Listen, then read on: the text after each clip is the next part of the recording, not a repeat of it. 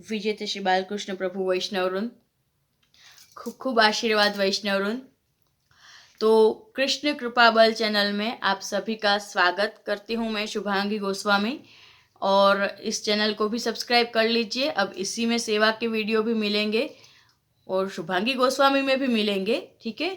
तो गुसाई जी का उत्सव, गुसाई जी के उत्सव के आप सभी वैष्णवों को खूब खूब मंगल बधाई और खूब खूब शुभ आशीष।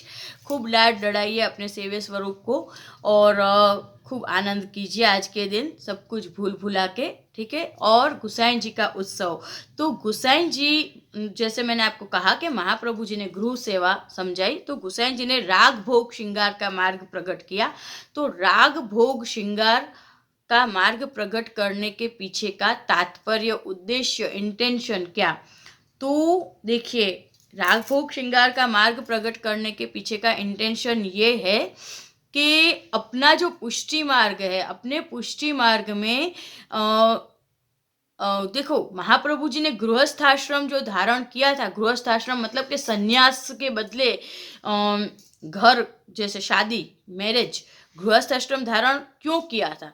गृहस्थाश्रम धारण महाप्रभु जी ने इसलिए किया था कि उनका वंश, वल्लभ वंश, वल्लभ वंश, आज महाप्रभु जी ने गृहस्थाश्रम धारण किया, तो गुसाई जी के बाद उनके साथ लाल जी, उनके साथ लाल जी के बाद स्टेप बाय स्टेप वल्लभ कुल बालक। तो आज वल्लभ कुल बालक से वैष्णव है, वैष्णव से वल्लभ कुल बालक की पहचान है, बराबर है। आप सब हमारे अंगभूत हो, आप सब हमारे आभूषण हो, बराबर है। आज जैसे हम सिंपल बैठे हैं और हम आभूषण पहन के बैठे हैं, तो आभूषण से हमारी शोभा है, उसी तरह वैष्णवों से हमारी भी शोभा है। और वल्लभ के बिना वैष्णव का उद्धार नहीं है, बराबर है। तो आप लोगों के लिए ही गृहस्थाश्रम धारण किया वल्लभ महाप्रभु जी ने, ताकि उनकी जो वल्लभ वंश है वो भी आप लोगों का, आपको ब्रह्म संबंध दे, आपको सेवा का नॉलेज दे, आपको गुरु ज्ञान दे। और इसीलिए आज हम लोग अपना कर्तव्य निभा रहे हैं और आपको भी आपका जो कर्तव्य है वो निभाना चाहिए, बराबर है।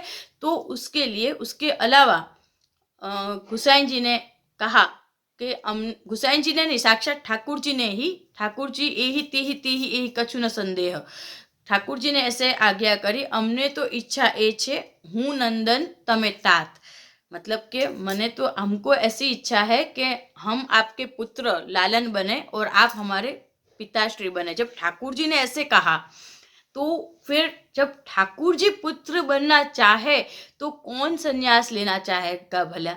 तो फिर गृहस्थाश्रम धारण करना बनता ही है ना। तो ये तात्पर्य है कि अपने पुष्टि मार्ग की विशेषता ये है कि हमें गृहस्थाश्रम धारण करना है, मतलब संसार बसाना है, बच्चा चाहिए, पति चाहिए, घर चाहिए, बंगला चाहिए, गाड़ी चाहिए, कोई भी A to 1 कोई भी चीज चाहिए, उसके कोई भी खुशी, कुछ भी, कोई भी गम नहीं चाहिए या कोई भी खुशी चाहिए। हर चीज के पीछे का इंटेंशन वैष्णव ऋण अगर अपना अलौकिक होगा, लौकिक नहीं, किसी भी सांसारिक खुशी के, उनकी आसक्ति के लिए नहीं, पर प्रभु को प्राप्त करने के लिए, प्रभु के तत्सुख के लिए, अलौकिक इंटेंशन से अगर आप संसार बसाते हो, अलौकिक इंटेंशन से अगर आप पुत्र की कामना करते हो, अलौकिक इंटेंशन से ही आप अपना घर बढ़िया चाहते हो, कुछ भी, तो वो पुष्टि मार्ग का यही कायदा है कि हमें अलग से जंगल में जाके ऐसे सन्यास, साधु बाबा बन के सन्यास नहीं लेना है। पुष्टि मार्ग की विशेषता ये है कि हमें चीज़ों को, इंद्रियों की जो इच्छा है उसको रोकना नहीं है, उसको रोकना नहीं है। किसी भी चीज़ को जितना रोकोगे वो अंदर से और ज़्यादा उथाला मारेगी। अब जैसे ये सन्यासियाँ हैं, वो लोग दीक्षा लेके सन्यास ले लेते हैं, वो सिंपल कपड़े पहन लेते हैं, ऊपर से तो सिंपल कपड़े पहने होते हैं उन लोगों ने, बराबर है, भगवा कपड़े पहने होते हैं, बराबर है, और ऊपर से बिल्कुल, और सर मुड़वा देते हैं, कुछ भी न जाने क्या क्या, बराबर है। जंगल में जाके बैठ जाते हैं, वो जंगल में जाके ऐसे समाधि लगा लेते हैं, आईज क्लोज कर लेते हैं, बराबर है, बराबर है। अब आंखें तो क्लोज है उनकी, पर उनकी मन के अंदर क्या लड्डू फूट रहे हैं वो वो क्या, उसका क्या, उनको वो आंखें बंद है, उसके आसपास से कोई खुशबू भी गुजरेगी या कोई ऐसे कौन कौन गया, जरा आँख खोल के देख लूं, या फिर हर चीज किसी स्त्री में, बराबर है। आज विश्वामित्र जैसा विश्वामित्र था, उसका क्या हुआ, उसकी मेनका ने उसकी तपस्या भंग कर दी, तो ऐसी तपस्या का तो कोई मतलब नहीं है ना। तो ये बात हो जाती है। तो ऐसे संन्यास का कोई मतलब नहीं है कि मन के अंदर आपको संसार भुगतने की कामना है, पर ऊपर से खाली आपने संन्यास लिया है, तो ऐसे संन्यास का कोई मतलब नहीं है। पुष्टि मार्ग की विशेषता ये है कि गृहस्थ आश्रम धारण करके संसार के बीच में रह के अपने चीजों को, इंद्रियों के जो इच्छाएं हैं उसको रोकना नहीं है, उसको वारना है, उसको टर्न आउट करना है, बराबर है। तो इसलिए इसलिए गुसाई जी ने राग भोग श्रृंगार का मार्ग प्रकट किया कि राग मतलब के संगीत, भोग मतलब के हर चीज का, खाना पीना, बराबर, पहनना ओढ़ना, वो राग भोग, और श्रृंगार, तो ये श्रृंगार, बराबर है। तो ठाकुर जी के श्रृंगार करो, तो जितने भी शौक है आपके उसको आप दबाओ मत, उस शौकों को, उस रुचियों को, उस इंटरेस्ट को आप ठाकुर जी में वार दो। एक दिन आपको कंटाल आएगा, दूसरे दिन कंटाल आएगा। एक मन का एक स्वभाव होता है, किसी भी चीज की आप उसको आदत डालोगे मन को, तो वो फिर उसको एक बार बुरी लगेगी, एक बार जल्दी उठने में कंटाल आएगा, दूसरे दिन जल्दी उठने में कंटाल आएगा, फिर तीसरे दिन जब आपको जल्दी उठने की आदत पड़ जाएगी, एक दिन योगा करने में कंटाल आएगा, दूसरे दिन योगा करने में कंटाल, फिर आपको योगा करने की, एक बार वॉकिंग करने की आदत पड़ जाएगी, फिर आपको खुद को उसके बिना चलेगा नहीं। उसको कहते हैं व्यसन दशा। आदत, तो आदत पाड़नी ही है तो अच्छी चीजों की पाड़ो, तो फिर सेवा की ही आदत पाड़ लो आदत ही पाड़ लो, सेवा की व्यसन ही कर लो, सेवा का, भक्ति का पहले पहले आपको पहले कंटाल आएगा, चलो कौन जल्दी उठे, कौन ठाकुर जी की इतनी सारा मंगल भोग, दूध, ये वो, ये मैं बोल रही हूँ जो है वो हकीकत। पर फिर भावो भाव नया सिद्ध, भाव से भाव डेवलप होता है, बराबर है। जैसे कि भाव मतलब के प्यार, भक्ति, मोहब्बत पहले थोड़ी है, फिर डेवलप होगी, ट्रस्ट डे बाय डे बढ़ता है। ट्रस्ट मतलब के आस्था, श्रद्धा, दृढ़ आश्रय, बराबर है। तो वो जब चीजें ऐसी है, जितनी बढ़ाओगे उतनी बढ़ेगी, तो अच्छी चीजों को ही बढ़ाओ, बराबर है। तो ये बात हो जाती है। तो इसलिए गुसाई जी ने राग भोग श्रृंगार का मार्ग प्रकट किया, ताकि हम लोग अब 10 मिनट की, आधे घंटे की सेवा करोगे, उसके बाद फिर आप क्या करोगे, जितना फ्री रहोगे, खाली दिमाग शैतान का घर, जितना फ्री रहोगे उतना आपका मन भोग विलास, घूमना फिरना, ये वो गलत चीजों में लगेगा। उसके करते आप इतना बिजी रहो, इतना बिजी रहो, पहले पहले वो बिजी रहने में शायद कंटाला भी आए। देखो सभी तरह के जीव होते हैं, सात्विक राजस तामस, पहले पहले आपको कंटाला आएगा शायद सेवा में, मैं गलत नहीं कह रही हूँ, जो सच है वो कह रही हूँ। पर उसके बाद वही आपको अच्छा लगे, उसी के बिना आपको नहीं चलेगा, आपकी सभी रुचि उसी तरफ टर्न आउट हो जाएगी, बराबर है। तो वही मैं आपको कह रही हूँ कि शुभांगी गोस्वामी चैनल में मैं सेवा कैसे करते हैं वो बताती हूँ। अभी इस चैनल में मैं आपको ये भी समझा रही हूँ कि सेवा में मन कैसे पिरोया जाए। सुई में जैसे अपन दोरा धागा पिरोते हैं, वैसे सेवा में मन कैसे पिरोया जाए। तो इसलिए तो जैसे जैसे करते जाओगे वैसे वैसे आनंद आता जाएगा, ऐसी बात हो जाती है। तो इसलिए गुसाई जी ने राग भोग श्रृंगार का मार्ग प्रकट किया कि ताकि हम उसी में व्यस्त रहे, इतना फ्री रहेंगे तो हम गलत चीज़ों में पड़ेंगे ना, हम बिजी ही रहेंगे और वो भी सेवा में ही, तो फिर तो उद्धार ही उद्धार है, और तो फिर आनंद ही आनंद है। और फिर जलेबी उत्सव क्यों कहा गया है, और जलेबी उत्सव का जो प्रसंग है वो तो खैर आप लोगों को सबको पता ही होगा कि श्रीनाथ जी ने गुसाई जी को जलेबी भोग धरी, चलो जलेबी उत्सव। पर जलेबी उत्सव का यही तात्पर्य है कि जो जलेबी होती है, बराबर है, वो जलेबी जो है, वो जलेबी अब जब दिखती है तो ऐसी सिंपल, आपको ऐसे उसमें रसगुल्ला में कैसे रस अलग से दिखता है, गुलाब जामुन में कैसे रस अलग से दिखता है, चाशनी, जलेबी में फिर कहाँ चाशनी होती है, जलेबी तो ऐसे चाशनी में से निकाल लेते हैं हम, उसके तो ऊपर भी जैसे ठोर के ऊपर चाशनी होती है, जलेबी के ऊपर भी चाशनी नहीं होती है, जलेबी के अंदर चाशनी होती है। जलेबी को जब आप खाओगे, जब ग्रहण करोगे महाप्रसाद, तो वो जो रस घुलेगा आपके मुंह में, तो वो ही है आनंद। तो पुष्टि मार्ग वही है जो ऊपर से आपको लगेगा कि भाई ना ना भाई, पर जब आप उसके अंदर जैसे जैसे डीप में जाते जाओगे तो वो जो रस, आनंद, सेवा का, भक्ति का, आश्रय का, स्वानुभाव का, सानिध्य का, अनुग्रह का, वो जो आनंद है उसका तो कोई शब्द नहीं है। और वो तो अनुभव करने की चीज है, वो वर्णन करने के लिए उसके लिए कोई शब्द नहीं होते हैं।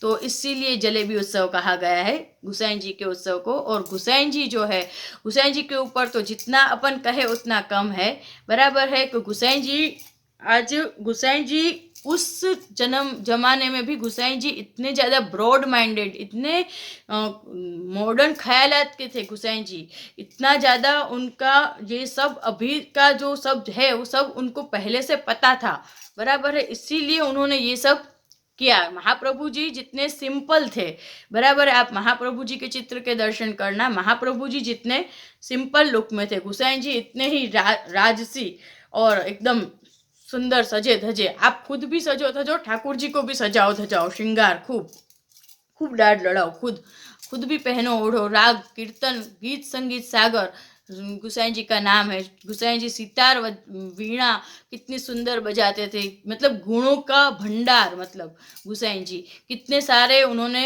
ग्रंथ अपने लिए लिखे। महाप्रभु जी के जो ग्रंथ है, सर्वोत्तम स्तोत्र, महाप्रभु जी के जो 108 नाम है सर्वोत्तम स्तोत्र में, वो गुसाई जी ने रचे हैं, बराबर है। फिर सप्त श्लोकी स्फुरत कृष्ण प्रेमामृत, तो वो क्या है, तो वो महाप्रभु जी के उसके अंदर क्या है, तो महाप्रभु जी के गुण, तो वो गुसाई जी ने रचित है। फिर वल्लभाष्टक, श्रीमद वृंदावनेंदु, तो वो गुसाई जी ने रचा, तो वो उसमें क्या है, तो वो महाप्रभु जी के गुण है, बराबर है। उसके अलावा भी बहुत सारे ग्रंथों की रचना करी है गुसाई जी ने अपने लिए, बहुत श्रम लेके।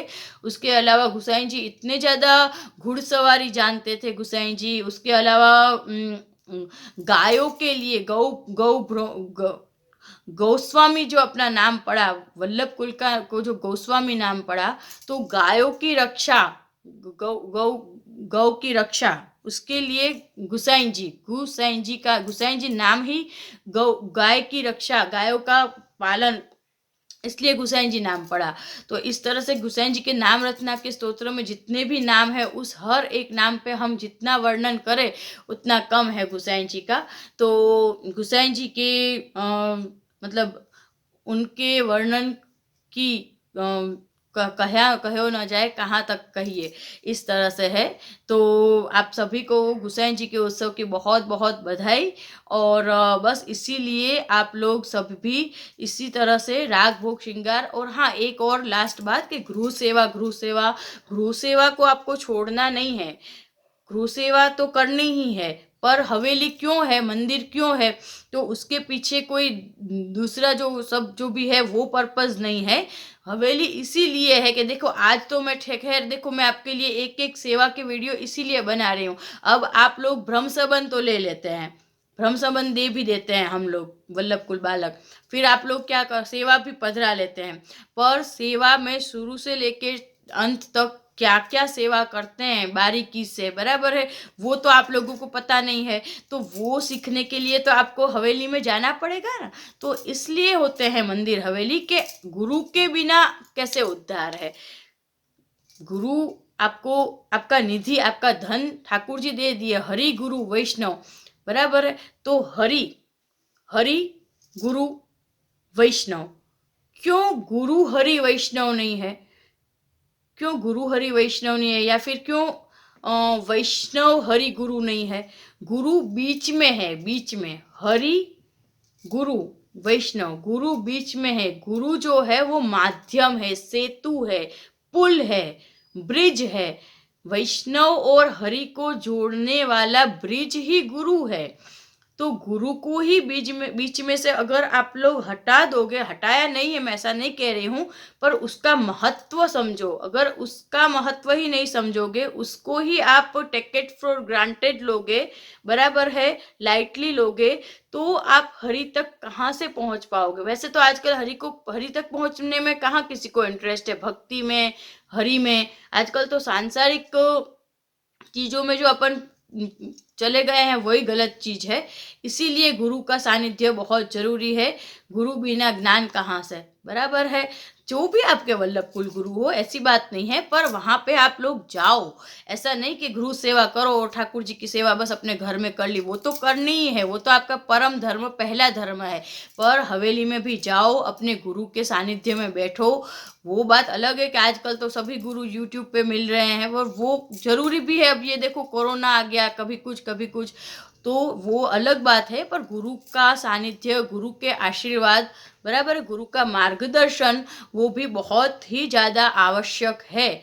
और इसी से अपना आध्यात्मिक लेवल बढ़ता है, और इसी से अपने को ठाकुर जी के साथ तादात्म्य बना रहता है। तो ये होता है। उसके अलावा हवेली का भी एक और भी पर्पस होता है कि भाई कुछ चीज़ें ऐसी होती है कि जैसे मैंने कहा ना कि आड़ी से, महाप्रभु जी गुसाई जी की आड़ी से, वल्लभ कुल की आड़ी से, उनकी कानी के बिना, उनके माध्यम के बिना, तो इसीलिए आप लोग जो सेवा पधराते हो हवेली में, मंदिरों में, जो भी आप द्रव्य पधराते हो, ऐसा नहीं है कि वो भाई कोई वल्लभ कुल बालक के चरणों में भेंट धरी तो, या फिर ठाकुर जी के नाम पे तो वो उन लोगों ने, वो जो भी है वो ठाकुर जी में ही विनियोग होती है।